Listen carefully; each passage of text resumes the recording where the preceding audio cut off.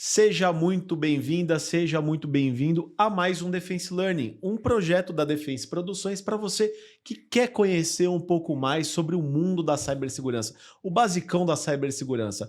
Eu sou o Daniel Barbosa, gerente de growth aqui da Defense, não sou especialista em cibersegurança, mas sou um perguntador por necessidade, curioso por natureza, e estou recebendo hoje aqui de novo o Nick Schutko, nosso advisor aqui da Defense e uma das figuras mais incríveis desse mundo de cibersegurança que pode trazer mais conhecimento aqui para você. Muito feliz em estar aqui e compartilhar um pouquinho dessa jornada.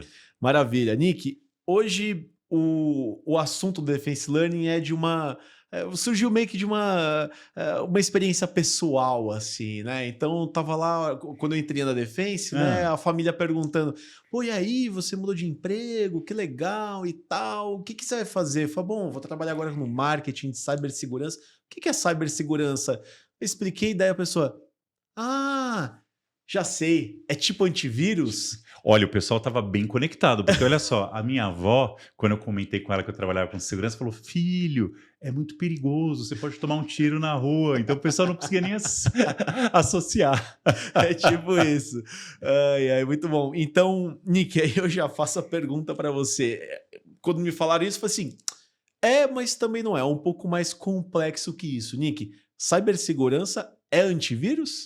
Esses dias eu fiz uma resposta rápida não, é muito mais complexo que isso, a gente tem que fazer uma defesa em profundidade, fazer uma defesa em camadas. O exemplo que a gente sempre dá, lembra antigamente os feudos, que para você chegar nas joias da coroa, onde ficava o rei, tinham várias muralhas, era toda uma jornada para chegar lá. Então o que a gente está fazendo são colocando essas barreiras, igual a gente colocou a cerca em casa, depois a gente colocou uma chave extra, depois colocou o monitoramento. Conforme esse ambiente vai ficando mais complexo, outras abordagens são necessárias. E eu comecei uma palestra esses dias que foi assim: eu sou de um tempo onde as maiores ameaças que nós tínhamos era um computador lento por causa de um vírus, e a gente ficava sabendo da chegada dele no Jornal Nacional.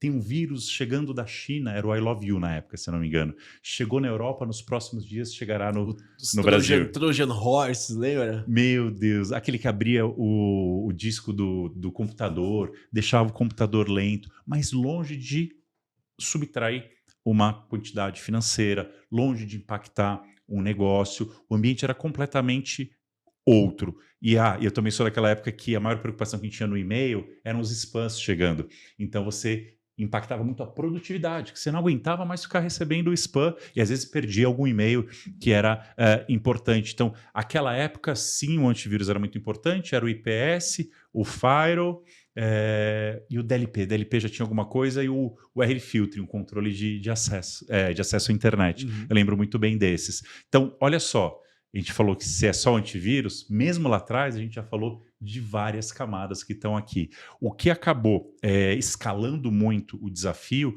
foi o tamanho da superfície de ataque.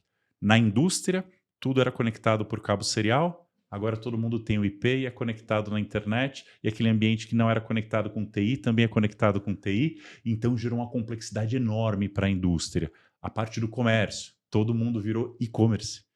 A superfície de ataque agora é o mundo. Todo mundo está comprando pela internet. Quando a pandemia veio, a gente saiu daquelas barreiras dos data centers super seguros e levou o pessoal a administrar ambientes críticos de casa, a grandes executivos acessarem informações sensíveis de casa. Então, o perímetro da empresa foi estendido à casa de cada um dos colaboradores. Imagina o quanto de coisa tem que fazer para garantir que isso seja seguro, esteja em conformidade e tenha privacidade no meio de tudo isso. Então hoje é uma coisa muito mais complexa. Já tinha uma certa complexidade lá atrás, conforme as tecnologias vão avançando, os ataques vão ficando cada vez mais sofisticados, aumenta também a gama de defesas. O que que hoje se assemelharia seria semelhante ao antivírus, assim? O que que qual que é a relação que teria hoje? O antivírus ele ficou muito conhecido e famoso pela abordagem de identificar ameaças conhecidas. Então, aquele antivírus que eu te falei lá do passado, o Saltava I na tela Love ali. You, ele tinha algumas características. Você sabia qual que era a assinatura do arquivo, o hash dele, por exemplo, qual que era o nome, algumas características de como ele era compilado, e eu consigo fazer assim, olha, chegou esse arquivo, não abre porque é um vírus. Não abre porque é um vírus. Só que essas ameaças ficaram tão sofisticadas, e eu quero relembrar aqui o porquê que elas ficam sofisticadas. Rapidamente, quando eles começaram a entender que dava para ter um retorno financeiro em cima dos ataques, a maioria dos criminosos se direcionaram para lá. Então, o crime tradicional está no crime digital. O número que a gente tem de 2023, eu ainda não tenho o número de 2024, é que o cybercrime faturou mais de 10 trilhões de dólares. Seria a terceira maior economia do mundo. Esse dado é incrível. E se você juntar os outros crimes que vêm depois, tráfico de drogas, armas, de pessoas, juntos, não dá o que se ganha em cibersegurança. E no cybercrime, desculpa. E a cibersegurança tem que acompanhar esse ambiente que é muito hostil. Um filme que eu sugiro para o pessoal ver, lembra aquele filme Prenda-me se for capaz? Nossa, é um dos meus Tom favoritos. Hanks, Leonardo DiCaprio.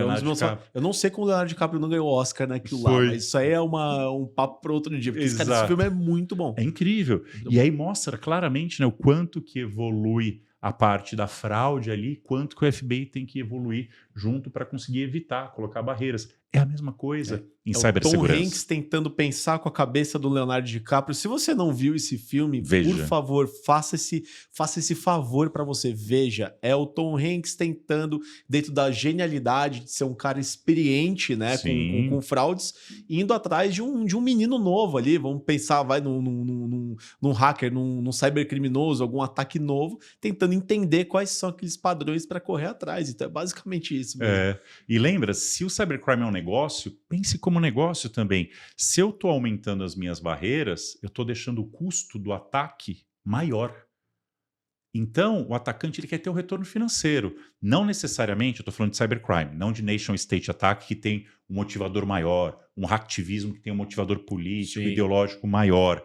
Vamos focar aqui no cybercrime. Então, se eu vou lá e consigo levantar o meu muro, colocar um cachorro e tenho a grade, na hora que o ladrão passar na rua e falar, opa, esse aqui eu não quero me arriscar agora, o risco é muito alto. Mas você olha para a casa do lado, muro baixo, sem portão e uma travinha fraca na porta. Ele vai tentar por ali. Então, na hora que a gente começa a elevar a nossa maturidade para estar a par e passo dos desafios do mercado, a gente pode não estar no estado da arte, mas a gente fazer o básico bem feito e evoluir ali com processo, com governança, porque não é só ferramenta, né? Tem que ter toda a parte de monitoramento. Você consegue elevar tanto a maturidade que você não entra tão fácil no radar. Eu não preciso correr mais que o leão, preciso correr mais só que você, mas não dá, que você está correndo bem. Não foi. Vamos falar do Gabriel. O Gabriel não corre muito, não. Não. Eu tenho que correr mais que o Gabriel, o leão fica com daqui ele. Daqui a pouco você é um meia maratonista, se Deus quiser. Parabéns, bela dedicação. E, você que já acompanha aqui o Defense Learning, se você viu já alguns outros episódios, caso você não tenha visto, você está aqui no YouTube, a gente vai deixar aqui um card para um episódio que a gente fez, que é cibersegurança é para as empresas de todos os tamanhos. Então, olha só como tudo gira em torno disso. Você está falando, as empresas maiores hoje, que a gente chama de enterprise, elas têm orçamentos milionários e para conseguir melhorar ali as suas defesas. Aí, quem que fica vulnerável? As médias e pequenas empresas, que é basicamente metade dos CNPJs do Brasil.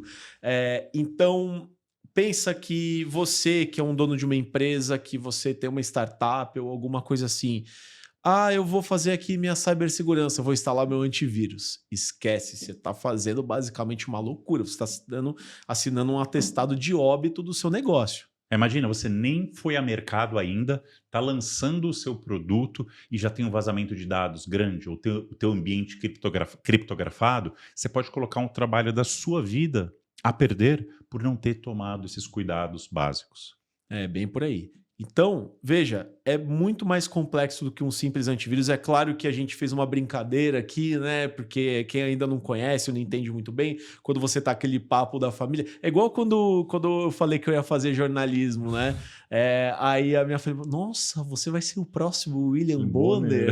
É sempre isso, né? Sempre tem algum estigma assim, né? Então, gente, não. Cibersegurança não é só... O antivírus, cibersegurança é muito mais complexo que isso, mas calma, ela não é difícil, ela é para todo mundo. Hoje, principalmente o trabalho que a gente tem feito aqui na defesa da democratização da cibersegurança, é tanto aqui, a hora que a gente está fazendo um conteúdo em cima de conscientização, até desenvolvendo produtos que são mais acessíveis, né? Então, Nick, se você fosse falar ali com um empreendedor que está pensando em colocar algum tipo de defesa, começando a olhar para a cibersegurança, o que você falaria para essa pessoa? Quando a gente está abordando a parte do negócio, a gente tem que ter claro aonde que ele está inserido, para trazer exemplos que sejam palpáveis para esse executivo que muitas vezes não entende do tema. Então, na hora que você fala assim, olha, além da chave, vamos colocar uma tranca também. Eu estou falando que tem que implementar alguma solução de duplo fator de autenticação, que se a chave falhar ainda tem uma outra tranca. Eu estou falando que A chave tetra ali em cima. É Isso. basicamente isso. Exato. Eu estou falando que tem que ter o monitoramento, que seria uma câmera na sua casa, mas não adianta ter a câmera olhando, você ser assaltado e depois tentar identificar o ladrão. Além da câmera, tem que ter alguém olhando essas imagens para falar, opa, tá assaltando, liga para a polícia vai até a sua residência. Então, quando você tem uma solução de um monitoramento de terceiros, o SOC aqui da Defense, é um par extra de olhos para com a sua infraestrutura, para garantir que não tem ninguém tentando invadir o teu ambiente.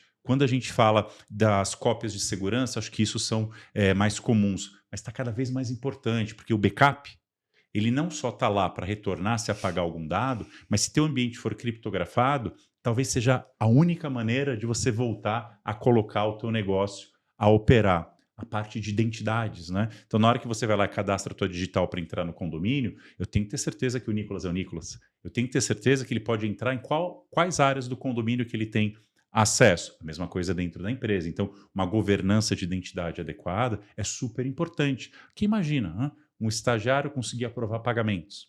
Está errado, não pode ser isso. Ou alguém ser desligado e esse usuário não ser E continua com acesso lá. E continua com acesso lá. Então, são essas coisas que a gente tem que começar a debater. Então, mais uma vez, não tem uma fórmula mágica para todo mundo. Então, a gente tem que entender um pouco de negócio, tem que entender qual é o apetite ao risco da empresa e fazer o básico bem feito. Eu sei que algumas pessoas não gostam quando a gente fala do básico bem feito, mas se até hoje a gente não consegue ter o duplo fator de autenticação, não consegue ter visibilidade do que está conectado no ambiente, não consegue, ao menos, ter um EDR com alguém te ajudando a monitorar de fora o que está ali acontecendo. Não tem um backup para voltar se der algum problema. Essas coisas assim já ajudam a maioria do mercado a aplicar as correções de segurança. Que quando o fabricante lança uma correção de segurança falando, olha, aqui tem uma vulnerabilidade, está todo mundo sabendo. Sem contar aqueles zero days, né, que ninguém está sabendo ainda, só o atacante sabe. Então, na hora que saiu as atualizações de segurança, implementem para garantir que você elevou a sua maturidade. Quando sai alguma atualização no seu telefone, você não faz atualização? Ótimo ponto. É basicamente isso. Você tem que acompanhar, certo?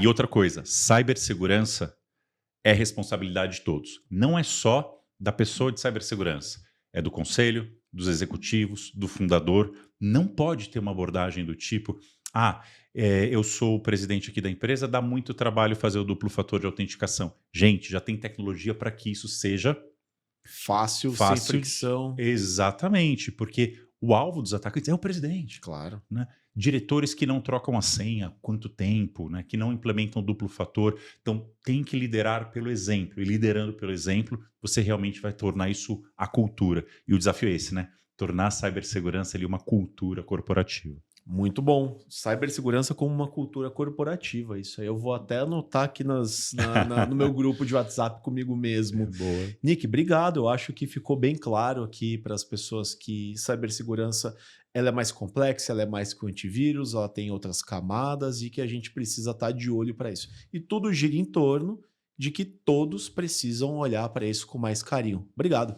Obrigado você pela oportunidade. Consumam esse material, deem o like para que isso gere relevância e chegue até mais pessoas. Compartilhem, não só com seus colegas, mas com a sua família, com a sua comunidade. Uma sociedade segura, com uma postura digital adequada, é muito bom para todo mundo. É isso aí. Acho que eu não preciso falar mais nada. Você, homem, já falou tudo. Gente, obrigado.